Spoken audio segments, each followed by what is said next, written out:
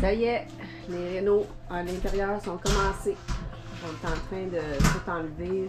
Ben pas tout, ce qui est beige va être peinturé en blanc, mais on n'enlève pas celui-là. Celui-là ici, il faut l'enlever parce qu'il y a comme une texture brillante. On a fait plein de tests et on n'est pas capable de peinturer par-dessus. Donc, vu que c'est un petit espace, c'est un peu comme dans le bateau. C'est le bordel quand on fait des rénaux. On n'a pas beaucoup de place.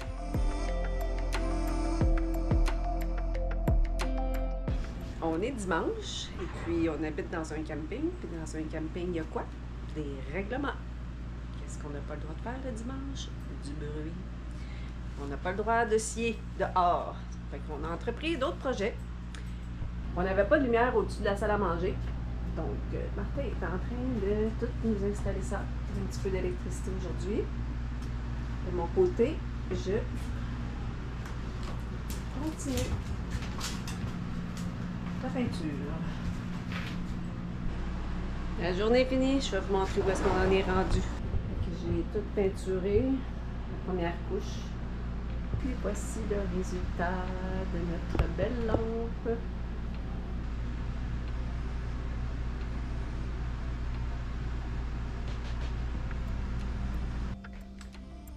Samedi, on continue les travaux. Hier, on a reçu un gros morceau. Je suis vraiment contente. On a reçu notre comptoir. Depuis, on a acheté la roulotte et on n'a pas de comptoir. Ça y est installé. Puis je m'apprête à poser le dosseret. Martin est en train de terminer de mettre les murs, les nouveaux murs pour l'extension. On avance.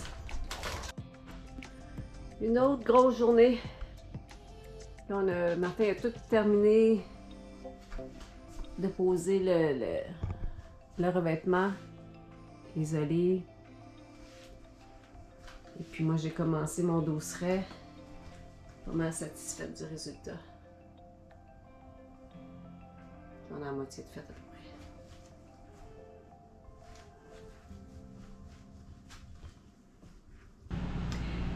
Le dimanche, comme je l'ai dit dernièrement, c'est la journée pour faire les projets qui font pas de bruit.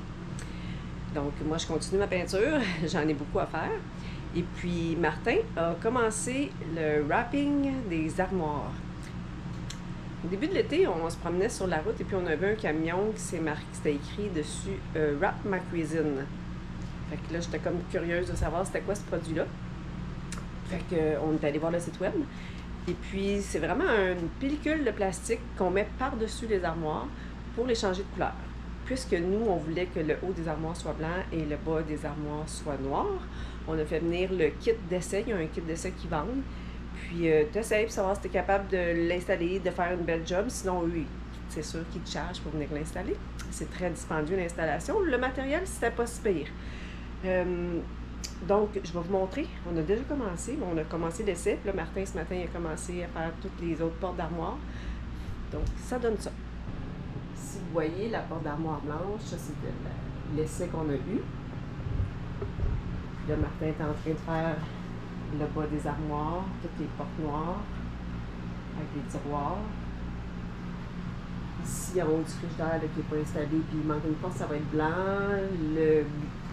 La dépense avec une crône, ça va être blanc aussi. Puis ici, bien, ça va être noir. On est pas mal fiers du résultat. Franchement, c'est super beau.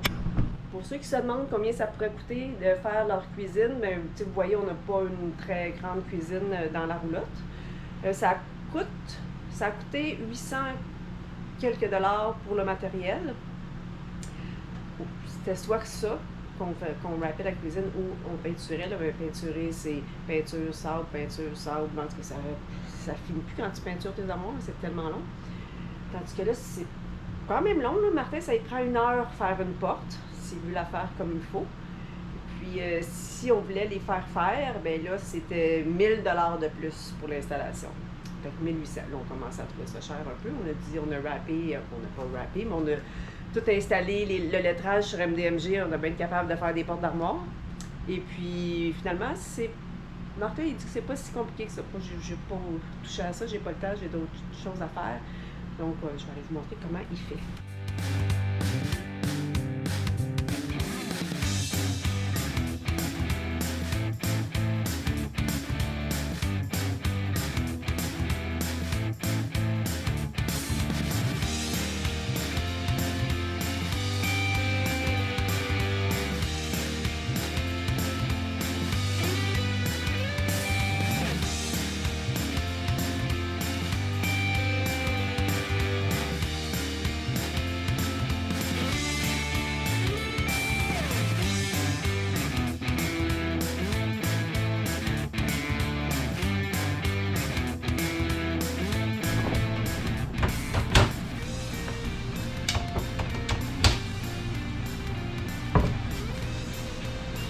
Et voilà.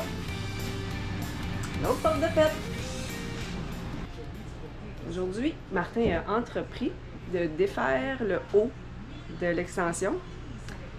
Puis on a fait une découverte qui n'est pas très plaisante. Mais on s'y attendait.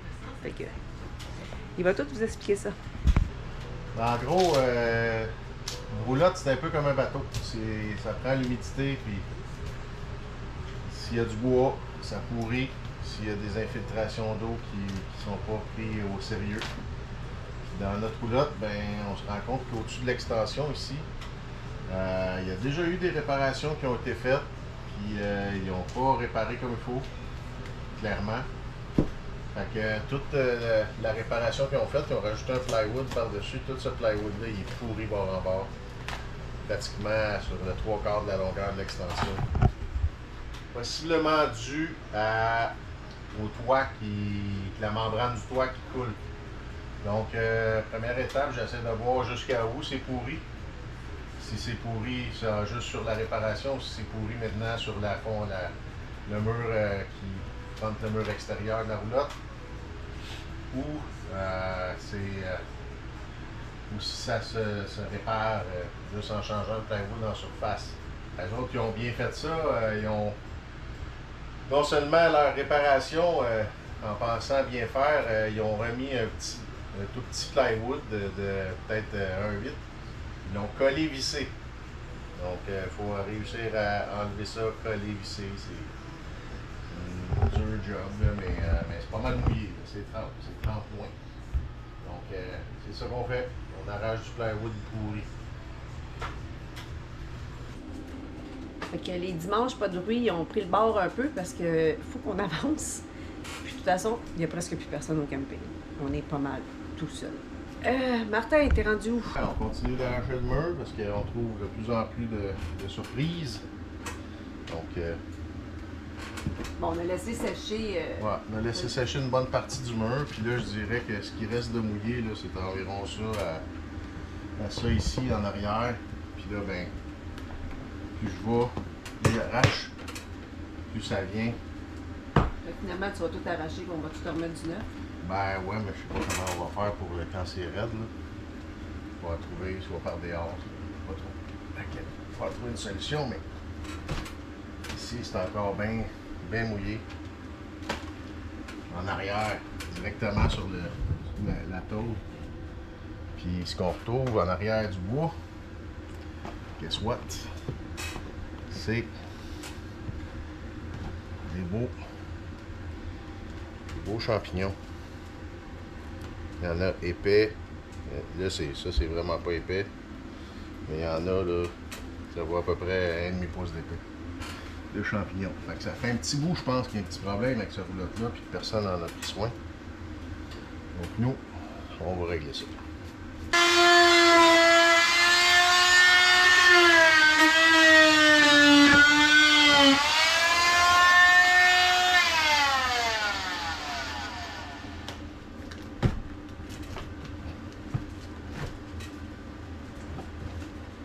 Regardez ça, les beaux champignons.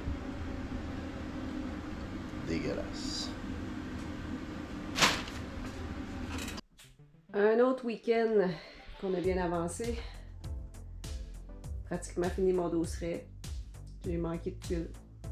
Ils sont commandés. Les armoires du bas sont toutes faites. Il va rester des coups de pied.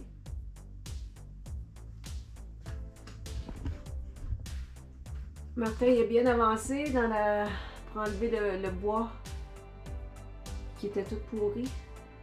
Ce qui reste, il n'est pas mouillé. C'est très très dur à enlever, donc on va prendre un autre ici. J'ai finalement fini la peinture. 4 couches plus le primer. C'était long.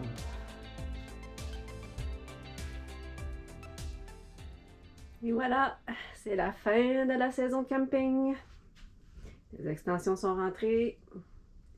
Tout est fermé, hivernisé. Il nous reste juste à mettre la toile par-dessus la roulotte. Comme le toit il est dû pour être fait au printemps prochain, on n'a pas pris de chance pour cet hiver. On a acheté une grosse toile qui va tout recouvrir la roulotte.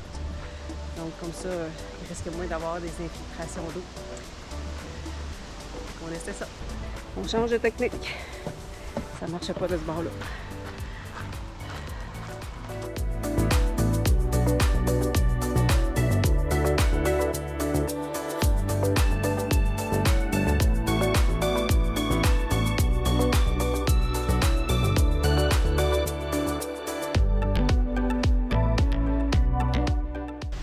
On a fini!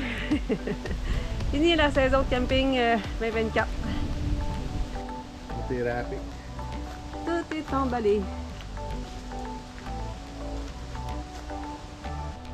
Maintenant, direction Beauharnois pour l'hiver. Pourquoi Beauharnois? Parce que cet été, notre ami André du projet Blair 2.0 a fait une rencontre avec ses abonnés de sa chaîne YouTube. Il y avait des abonnés qui voulaient rencontrer, lui poser des questions. Puis on était invités. Quand on est arrivé, la plupart des gens nous connaissaient puisqu'ils suivaient eux aussi notre chaîne à nous. On a rencontré Alain et Joanne. Et puis eux, leur projet était de partir cet automne du lac Champlain pour se rendre jusqu'au Bahamas. Un voyage de 6 mois à peu près, plus ou moins 6 mois. Moi, j'ai sauté sur l'occasion et puis je leur ai demandé hey, par hasard, ça vous tente pas de trouver votre maison? Joanne a dit ah non, on n'avait pas l'intention de trouver. Mais faut voir que l'idée a mijoté dans sa tête, un petit revenu supplémentaire, c'est toujours plaisant. Donc elle m'avait écrit, elle me dit que vu que c'était nous, puis qu'elle nous connaît versus notre chaîne YouTube, qu'elle nous faisait confiance et puis qu'elle acceptait de nous louer sa maison, leur maison. Donc voici pourquoi on va habiter à Beauharnois cet hiver. Ce qui s'en vient pour nous et MDMG, on espère retourner cet hiver. Donc Martin, toi tu vas retourner... Au mois de janvier, mi-janvier, parce qu'il y a des petites réparations à faire sur le bateau. Donc on va faire ça en attendant Mirka qui arrivera en février. Par la suite, bien, on met le bateau à l'eau puis on doit quitter Aruba. Puis on doit décider où est-ce qu'on va aller. Probablement à Curaçao. Mais peut-être, moi j'ai peut-être l'idée de remonter directement à Porto Rico, puis laisser le bateau à Porto Rico, quelque chose comme ça. Fait que, c'est encore à réfléchir, mais c'est ça les prochaines étapes. Donc on espère fortement que l'épisode 27 va se retrouver sur l'eau, sur le bateau. À bientôt, merci de nous suivre. Bye.